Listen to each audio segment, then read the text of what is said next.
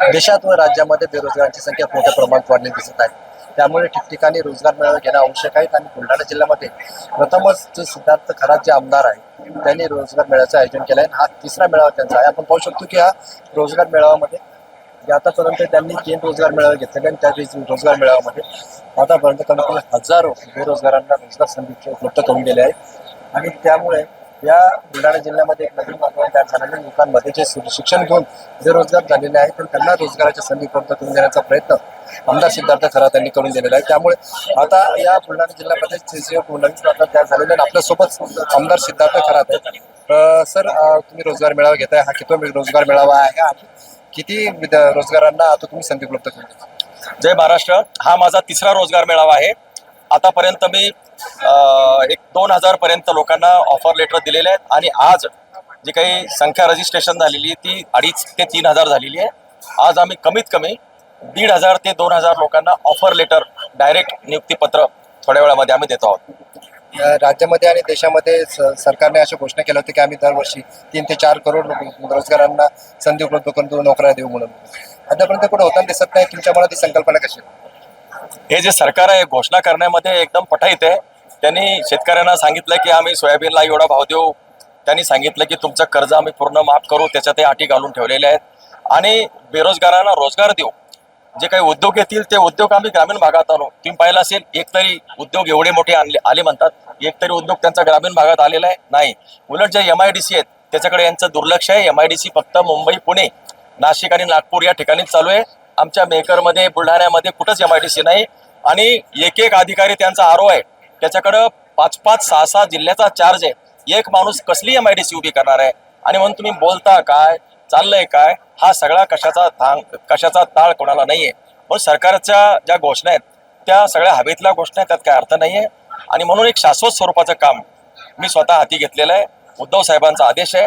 80% समाजकारण, 20% राजकारण, विद्यार्थीची बेरोजगारी आणि शेतकऱ्याच्या अडचणी हा एक सामाजिक प्रश्न निर्माण झालेला आहे. दोन्ही प्रश्नाला मी स्वतः हात घातलेला आहे. त्यांना न्याय देण्यासाठी मैदानात उतरलेलो आहे.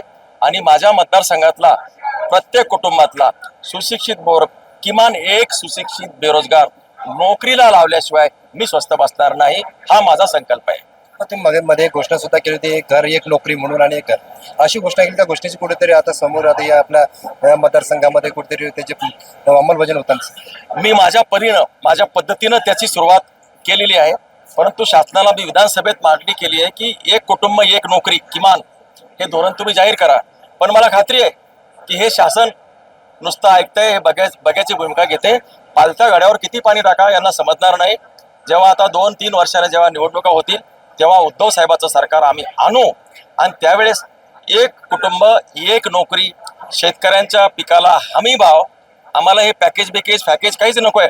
पिकाला उत्पादन खर्च आणि त्याच्या मालाला मिळणारा भाव याची जी सांगड आहे ती व्यवस्थित घालायची. म्हणजे 1-2 हजार रुपये प्रति क्विंटल जर सबसिडी दिली तरी आमचे प्रश्न मिटतात. नंतर आत्महत्या झाल्यावर पॅकेज देणं किंवा मग कर्जबाजारी झाल्यावर कर्ज माफ करणं, गावगावा करून घेणं, ह्या फोकणाऱ्या भानगडी या सरकारने जे करायचं चालू आहे ते थांबावं. मुळात शाश्वत पद्धतीनं विकास करण्याचं जे काही धोरण आहे यांना कोणाला जमत नाही. मुख्यमंत्री सिटी बाबू आहेत, त्यांना शेती, ग्रामीण भाग, बेरोजगारी या प्रश्नाची जाणीव नाही. ते उठले की मुंबईला जातात आणि मुंबई, पुणे आणि नागपूरकडे बघूनच महाराष्ट्राचा विकास झाला म्हणतात. आणि केंद्रातले लोकांना तर काय वेळ लागलाय माहित नाही. ते म्हणते भारत विश्वगुरू बनणार आहे आणि इकडे आमचा जो माणूस आहे खेड्यापाड्यामध्ये अक्षरशः झुरून मरायला लागलेला आहे. लोक आत्महत्या करतायत. यांना याचं देणं घेणं नाही. म्हणजे ग्रामीण जमीन लेवल, ग्राउंड लेवलवरती वेगळी परिस्थिती आहे. हे स्वप्नाच्या दुनियेमध्ये वावरतायत. यांची जी स्वप्नाची दुनिया आहे त्यात बोलण्याची व्यासपीठ नाही आहे. पण 3 वर्षानंतर जे काय आहे ते सगळं समोर दिसणार आहे. तर हे आपल्या सोबत आमदार सिद्धार्थ खरात यांनी स्पष्ट केले आहे की एक कुटुंब आणि एक नोकरी हे धोरण राबवण्याची जबाबदारी माझ्यावर राहील. आणि येणाऱ्या काळामध्ये उद्धव साहेब सरकार जर आलं तर नक्कीच ही संकल्पना पूर्णपणे राबवली जाईल. कॅमेरामॅन सुनील मोरे, संजय जाधव, साम TV मेकर, बुलढाणा. साम TV मी नेहमी पाहतो. त्यावर दाखवलेल्या बातम्या रिलेट करतात.